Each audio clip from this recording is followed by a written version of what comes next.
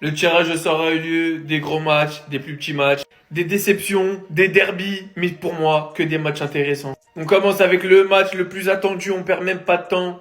Pas de Paris-Barcelone. Tant mieux pour eux, ils ont de la chance. Paris-Liverpool, Benfica-Barcelone, la revanche, à peine 2 semaines après. Bruges-Aston Villa, Dortmund-Lille, Bayern-Leverkusen, premier derby. Deuxième derby, Real Madrid, Atlético Madrid. Je vous mens pas, ces deux matchs-là, ils me hype à 1 point. Et pour finir, PSV, Arsenal, ça va être moins facile que tout le monde le pense. Le PSV, ils sont chiants. Et de l'autre côté, Feyenoord, Inter.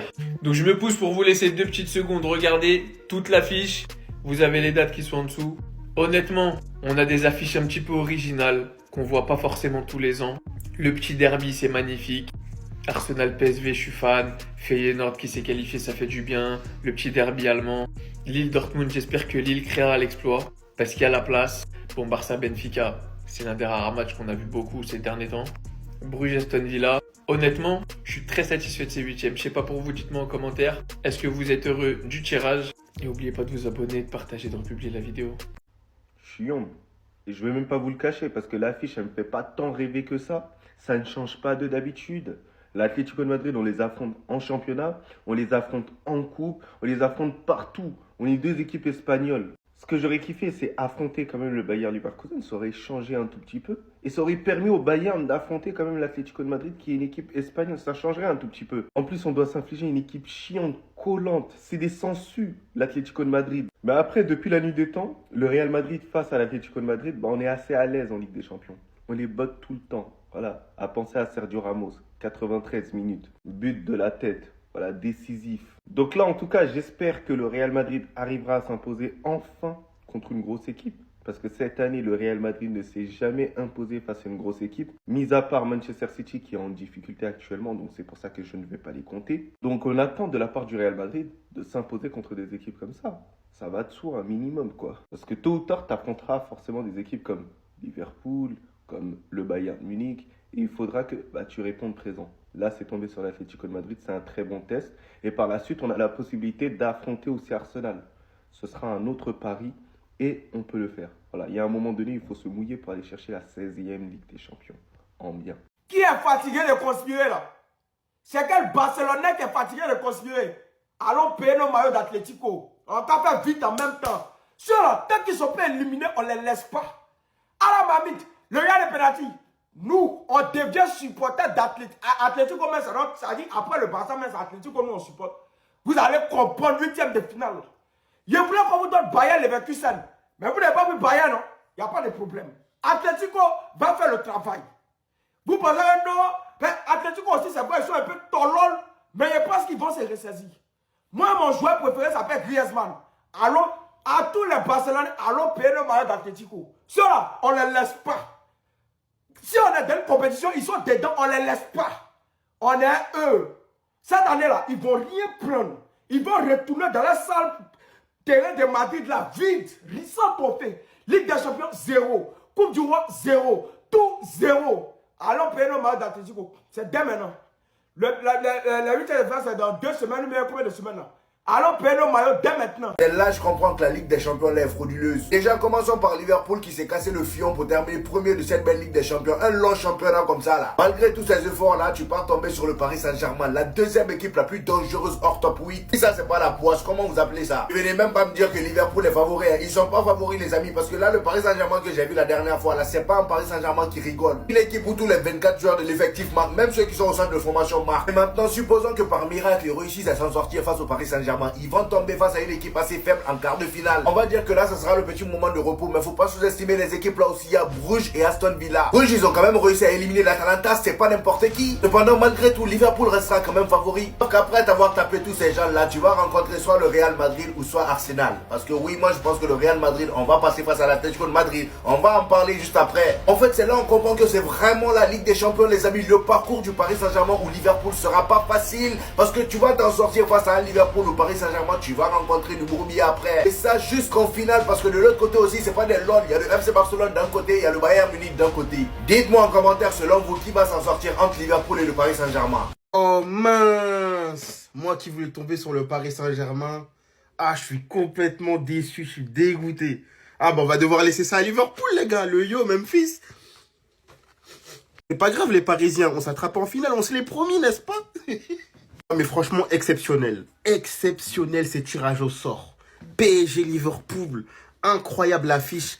Barcelone, Benfica, Bruges, Aston Villa, Dortmund, Lille, Real Madrid, Atlético Madrid. Cette affiche, elle va faire parler, croyez-moi. Un derby allemand, le Bayer Leverkusen reçoit le Bayern Munich. Le PSV affrontera Arsenal, je vous assure qu'ils ont leurs pièces à jouer. Et enfin, le Feyenoord prend l'Inter de Milan. Franchement, ces huitièmes de finale, ça promet. Tous les Barcelonais, on s'en sort plutôt bien. Le Benfica, voilà... C'est quand même une rencontre mémorable. Le 5-4, il a fait parler. Mais attachez-vous très bien parce que je vous assure que certains favoris sortiront dès les huitièmes de finale. Êtes-vous satisfait de ces tirages? Moi, complètement. Le Barça, on est plutôt bien. Attention à ne pas sous-estimer Benfica.